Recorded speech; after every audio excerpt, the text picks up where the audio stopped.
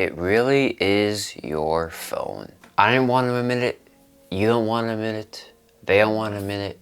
No one wants to admit it. But everyone knows that it really is your phone. But so many people, 90% of the population, are so addicted and self-absorbed with this technology that they don't even understand the extent of the problems that this guy right here causes. A lot of people do understand. A lot of people do understand. But a lot definitely don't understand. You may think that I'm being extreme during this video or blowing things out of proportion, or you may agree with what I'm saying. But I can guarantee that you'll walk away with this video with at least some new perspective or seriousness of the situation at hand. Probably in your hand right now. I think it's really important to watch at least like 4 to 5 minutes of this video. And I'm not just saying that as like a watch time thing, but by watching 4 or 5 minutes, you can give yourself enough time to fully dwell on the matter and think about this phone epidemic we have. Pandemic even. The iPhone outbreak. Because we are obsessed and so attached to something that is ruining many of us and stopping us from reaching our full potential. Phones were originally created to connect people, but 20 years into the smartphone and we have never felt more lonely. We can call our friends now, but we have less friends to call. We may have more friends, but not the same level of closeness and fulfillment of past friendships, and don't even think about social functions anymore. Basically, no one does any sort of social function. I mean, you've probably seen the graphs before. The socialization, our socialization has just completely collapsed over the last 20 years. We've gone from socializing in person to speaking online by using the dreaded social media apps. By the time people leave college, half the population has 2 friends or less. I personally know that basically all of my family except like 3 above the age of 30 have probably less than 2 friends. And there's a few that I would say probably have 0 in-person friends. Isn't it just terrible that, you know, we live in a world where you can talk with anyone at any time about anything, but we just ain't got anyone to talk to. And this effect is affecting all people, even the ones that don't have social media yet. Nowadays, kids just want to use the iPad or the PlayStation that they've had since they were 4 or 5 years old, and their phones that they've had since 4th grade, or that Nintendo Switch that's been around since the day they were born. You can't blame the kids. I mean, these devices just create so much more dopamine than what kids in the past used to do.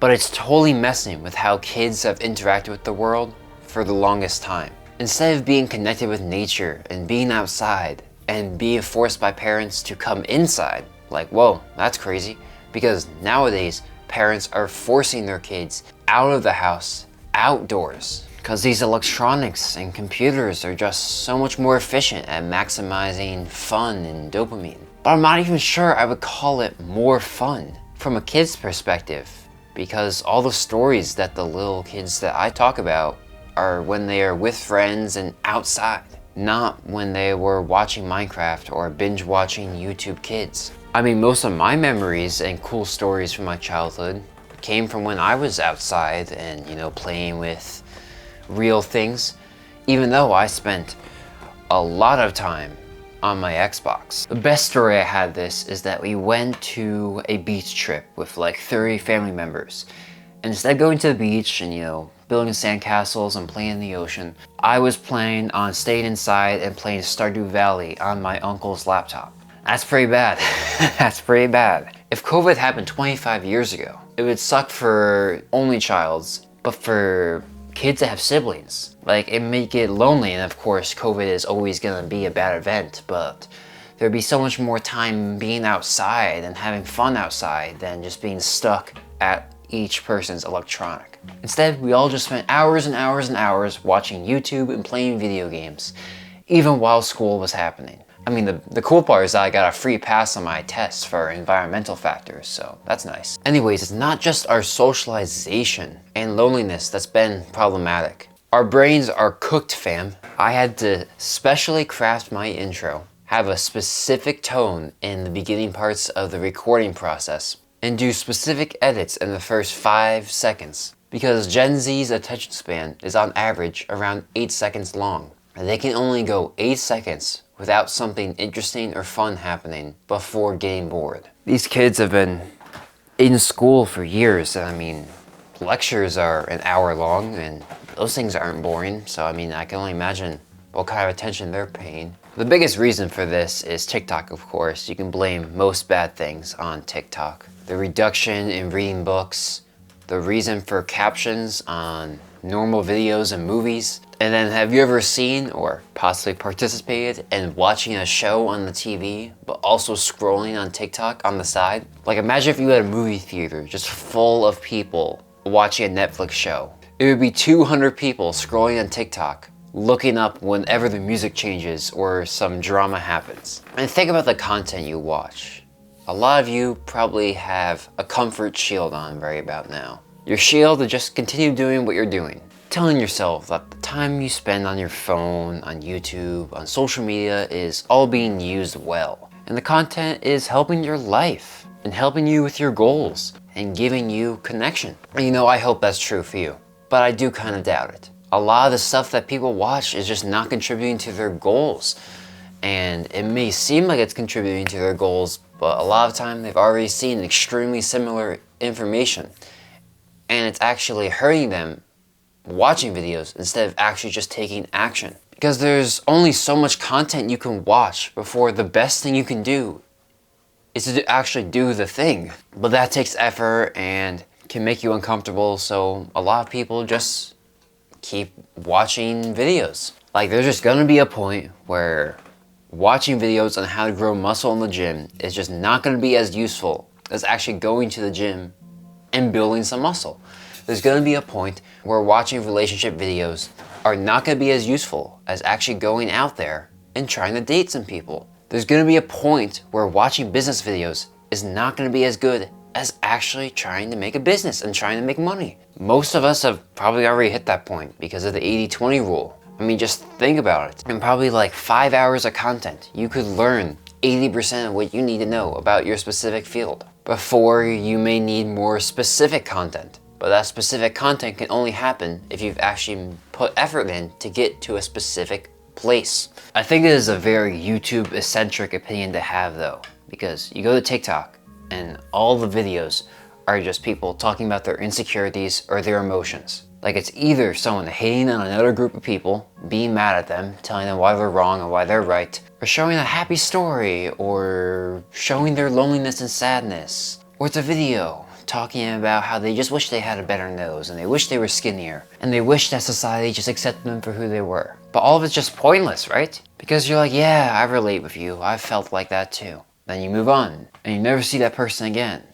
Or you see them again, but you're never gonna see them in person, never gonna have a real connection with them. That person doesn't even know who you are. It's this one-sided social media attention thing that was so popular in the news a couple years ago. About how people like really feeling connected to like Mr. Beast or something, but Mr. Beast doesn't even know who you are because you spend so much time with him, but he spends no time with you. It's not like these apps care that much because all they want is watch time. Because at the end of the day, the more time you spend in their app, the more ads they get to show and the more money they get. Those apps are never gonna help you. The only person you can count on for change is yourself. So few people are actually willing to do this because these companies are providing one thing that people just love. They want attention. They want to feel heard. They want to feel seen. Literally everyone wants this. I want this, you want this, they want this, everyone wants this. People that just want to be left alone are commonly found explaining to people why they want to be left alone, thus being heard and seen. Why do you think every woman who goes through a breakup or is rejected or has a bad date experience runs to TikTok to go tell all her girlies about it? She wants to be heard, validated, and seen. Why do you think people get so invested into politics and activism? They want to be heard and they want to be seen. Why do you think some basement dwellers make the most insane tweets of all time, saying extremely racist, homophobic, and sexist things? Or role-playing as a Nazi? They want attention, they want to be heard, they want to be seen. I remember like a year and a half ago, I made a video on why capitalism is superior to communism. It's a terrible video. I had to private it because It sucked. But someone found a disagreement from the video and they decided to write a literal essay about why I was wrong and why communism is good. And then when I brought up just one thing that they did wrong, they wrote another essay about how they were actually right. They wanted to be heard and seen. There was one time when I made a video talking about my favorite thing from every religion.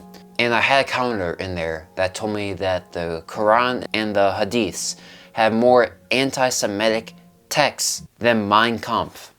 Little does this guy know that Arabs are actually Semites. So, I mean, maybe the Quran's the greatest self-hating book of all time, but I doubt it. But why do you have to be saying these types of things and be spending this type of time on a YouTube video that has 900 views and one that has 50? But then we all get sad and disappointed when we're not heard like the top 100,000 people. You know, the people that are raking in millions of views, hundreds of thousands of dollars. This has happened to me plenty of times. I mean, I have a YouTube channel and I compare myself to other people who have YouTube channels, but having a million times the success. But comparison is the thief of joy, because I can't even enjoy the success that I'm having on this channel. I mean, 8 years ago, I put time into making Minecraft videos, and the thought of getting a video with 2,000 views, or even a video with 4 digits as the view count, was unfathomable to me. There are so many people that love to have a channel that could get 1,000 views a video, but I'm so focused on the channel that's getting 100,000 views a video that I can't notice what myself is accomplishing. Remember my health class that they brought up how Instagram is really bad for the mental health of women, especially because girls are always comparing themselves to edited photos of models and feeling like they're ugly. Or how people do dances on TikTok but never get the success levels of the OGs. It really is your phone. And I let that phone get me down in a lot of ways. I let it make me sin in ways I regret and feel guilt for. I let it waste my time when I could have been learning and gaining experience in this world. But the cool thing about humans is that we can control our desires. We can choose to put our phone down. We can choose to stop eating chips. We can choose if we want to eat the disgusting food. My dogs, they will eat literally any food in front of them. They cannot control themselves. They cannot stop their animalistic desires of eating. But we can. We're top dog. I started in 2021 by just scheduling an hour each day to go outside and play some basketball without my phone. I used to play basketball, bring my headphones with me, put my phone on the window from inside a room that was in our driveway. I would put the screen door over it and then lean my phone across it. And then I would play YouTube videos. You know, I'd dribble, shoot, and whatever. But then if something ever interesting happens on the video, I'd run over to that screen door, pop it up, and then go watch that video. Just standing in my driveway holding my basketball for like 10 minutes. Oh man, that was bad. Then I decided it'd probably be a good idea to put a time limit on some of my apps. I think I put around half an hour on TikTok, Instagram, Twitter, and Snapchat. I ended up just clicking the ignore button every time, but at least I tried. And then I decided to set a restriction for myself in that I couldn't play video games before 12 p.m. Because I'd literally do days where I'd play video games from 10 o'clock to 1 a.m. with like breaks for eating and talking to family once in a while. And the big similarities between all these things is that you just have to set boundaries for yourself. And you have to switch your environment to help your goals. I always thought it was just about using willpower and discipline. You just gotta will yourself to control what you're doing and to just get that work done and not use your phone and stay off of Instagram.